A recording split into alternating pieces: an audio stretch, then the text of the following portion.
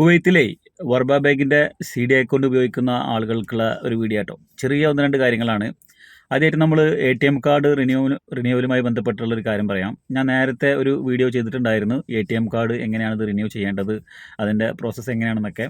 അതിൽ ഞാൻ ATM card renew ചെയ്യാൻ ക്യാഷിൻ്റെ കാര്യം പറഞ്ഞിട്ടുണ്ടായിരുന്നില്ല. കാരണം ഞാൻ ATM കാർഡ് റിന്യൂ ചെയ്ത സമയത്ത് ക്യാഷൊന്നും കട്ട് ചെയ്തിട്ടുണ്ടായിരുന്നില്ല. പിന്നീടാണ് മെസ്സേജ് വന്നത് ATM പുതുക്കാനായിട്ടുള്ള 5 KD അക്കൗണ്ടിൽ നിന്നും ഡിഡക്റ്റ് ചെയ്യുമെന്ന് പറഞ്ഞിട്ട് മെസ്സേജ് വന്നത്. ഇപ്പോൾ ഒരുപാട് ആളുകൾക്ക് ഇതേപോലെ പുതിയ ATM വരുന്നുണ്ട്. എങ്ങനെയാണെന്ന് ചോദിച്ചു കഴിഞ്ഞാൽ നമ്മളുടെ ATMൻ്റെ കാർഡിൻ്റെ കാലാവധി ഇപ്പോൾ അടുത്ത മാസം തീരുകയാണെങ്കിൽ 1 മാസം മുന്നേ തന്നെ നമുക്ക് അറാമെക്സ് വഴി ATM കാർഡ് നമ്മളുടെ അഡ്രസ്സിലേക്ക് ഡെലിവറി ചെയ്യുന്നുണ്ട്. അപ്പോൾ അത്തരത്തിൽ ഒരുപാട് പേർക്ക് ATM കാർഡ് കാലാവധി കഴിയുന്നതിന് മുന്നേ തന്നെ പുതിയ ATM കാർഡ് ഇപ്പോൾ ഇഷ്യൂ ആയിട്ട് വരുന്നുണ്ട്, അവർ അയക്കുന്നുണ്ട്. അപ്പോൾ ഒരുപാട് പേര് ചോദിച്ചിട്ടുണ്ടായിരുന്നു, അപ്പം ഇതെന്താണ് ചെയ്യേണ്ടത്, നമ്മൾ നിലവിലുള്ളത് യൂസ് ചെയ്യണോ, ഈ ഒരു പുതിയ ATM കാർഡാണോ ഇനി യൂസ് ചെയ്യേണ്ടത് എന്ന് പറഞ്ഞിട്ടുണ്ടായിരുന്നു. അപ്പോൾ നിങ്ങൾക്ക് പഴയ ATM കാർഡിൻ്റെ മുകളിൽ ഏത് മാസത്തിലാണോ അത് അവസാനിക്കുന്നത് ആ മാസത്തിൻ്റെ അവസാനത്തെ ദിവസം വരെയും ആ ഒരു കാർഡ് ഉപയോഗിക്കാനായിട്ട് സാധിക്കും. ഇനി അങ്ങനെ വേണ്ട എന്നുണ്ടെങ്കിൽ നിങ്ങൾക്ക് നിങ്ങളുടെ പുതിയ കാർഡ് ആക്ടിവേറ്റ് ചെയ്തിട്ട് യൂസ് ചെയ്യാനായിട്ടും സാധിക്കും. പുതിയ കാർഡ് ആക്ടിവേറ്റ് ചെയ്യാനായിട്ട് നിങ്ങൾ ജസ്റ്റ് ഇവരെ കസ്റ്റമർ കെയറിലേക്ക് ഒന്ന് കോൾ ചെയ്താൽ മതി. കോൾ ചെയ്ത് കഴിഞ്ഞാൽ അവരത് ആക്ടിവേറ്റ് ചെയ്ത് തരും. ഓൾറെഡി ഇത് ആക്റ്റീവ് ആണ് എന്നാണ് അവർ പറയുന്നത്. പക്ഷേ ചില ആളുകൾക്കൊന്നും ഇത് കോൾ ചെയ്യാതെ ആക്റ്റീവ് ആകുന്നില്ല.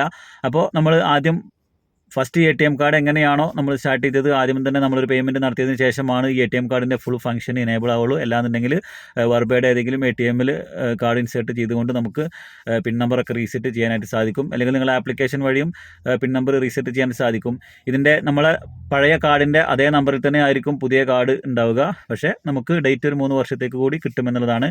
അതുപോലെ തന്നെ കാർഡ് ചിലപ്പോൾ ആക്റ്റീവ് ആക്കി ആ സമയത്തൊന്നും നിങ്ങളുടെ അക്കൗണ്ടിൽ നിന്നും ക്യാഷ് പിടിക്കണമെന്നില്ല. അവർക്കൊരു സമയം വരും, ആ സമയത്താണ് നിങ്ങൾക്കൊരു നോട്ടിഫിക്കേഷൻ തരും 5 KD കാർഡിൻ്റെ ഡിഡക്റ്റ് ആക്കുന്നുണ്ടെന്ന് പറഞ്ഞിട്ട്. ചില ആളുകൾക്ക് ആദ്യം അഡ്വാൻസ് ആയിട്ട് 1 KD പിടിച്ചിട്ട് പിന്നീട് 4 KD പിടിച്ചിട്ടുണ്ട്. അത്തരത്തിൽ ഒരുപാട് ആളുകൾക്ക് ഉണ്ടായിട്ടുണ്ട്.